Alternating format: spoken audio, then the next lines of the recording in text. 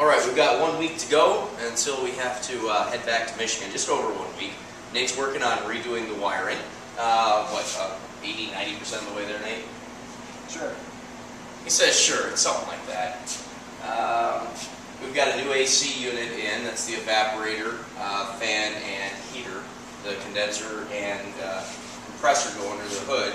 Our previous attempt at a heat pump didn't work the way we wanted to, so we've switched over to a different type of system. You can see the car's a different color now.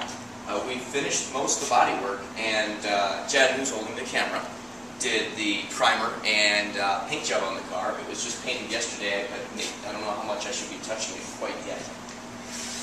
As we go around the vehicle, you can see there isn't anything in the engine bay yet. I guess I should call it a motor bay. Our motor is sitting in the next room coupled to the transmission. It will be going in tonight for the first of probably 2 or 3 times before we have to leave. We had to work on the clutch and the throwout bearing. We've gotten a new throwout bearing, and we've gotten the clutch assembly reattached to it. Ends up that the throwout bearing that came with it, with the performance components for the clutch and flywheel, it didn't quite work the way it was supposed to. So we got a different one. Ends up it's off of the 71 Spitfire. Works perfect. Slight modifications, but otherwise works perfect. We have the new suspension. You've probably seen those pictures on our website. They're from K-Sport. It's 4 coil-over struts from K-Sport. They're Rally Sport struts made for the 95 through 99 Neons. They're fully adjustable in height, rebound. I keep saying a lot, like I don't know what I'm talking about. Yeah, I probably don't. They're fully adjustable in height, rebound. They're still covered from being painted. They adjust the bottom so you can adjust the height. The spring tension and rate can be adjusted. And there's an insert you put in the top and you adjust the rebound on the shock itself. So that's taken care of. We have a new hood. It's right here. This is what we're calling our race hood or sport hood. It has the appropriate air scoop on the bottom. This is the reverse of what you see most air scoops, because we're pulling air out of the front of our engine bay and it's coming in the back where the high pressure is. This is a lighter hood. It has no steel in it. It's all fiberglass.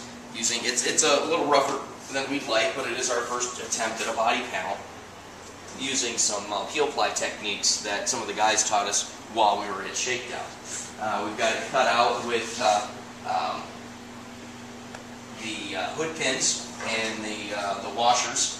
The windshield washer and wiper system is cut out on one side. We have a marine a marine aircraft-based windshield wiper for it that covers 110 degrees with a single wiper. We decided to go that route. The one we had gotten through auto racing or something.com, I forget which one it was right now, didn't really work well. After major modifications, a lot of alterations, a lot of improvements, it still didn't work the way it was supposed to, so we just got rid of it. What else did we see? Oh yeah, you probably saw the skirts at Shakedown, but you didn't see them on the vehicle.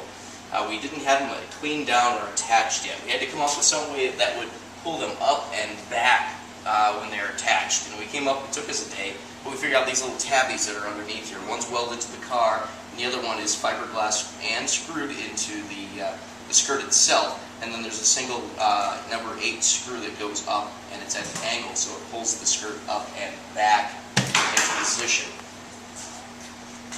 Let's see what else. We have new trunk lids. Oh, Jen's told me to wrap it up here real quick. It's getting too long. We made new trunk lids as well. These are a single piece using the techniques that we learned from some of the guys on Edison, from Edison 2. We've lightened the trunk lids a little bit and made them out of a single piece of fiberglass, and then simply rigged them and cut out the excess steel, leaving only the metal for the latch in this trunk lid. The problem we were having is we were getting cracking along our seams. The trunk lid was really solid, but the temperature differences across it caused cracking, so we did that on both sides, and then we did the hood. So that's one of our first attempts at a body panel, but all of it worked out really well, and we appreciate all the help that Edison 2 gave us on that. And what else? Well, Jen wants me to wrap it up, so that's all I'm going to say for right now, so she can wrap this up and get it online, and we can get our video out for this week. Thanks for joining us.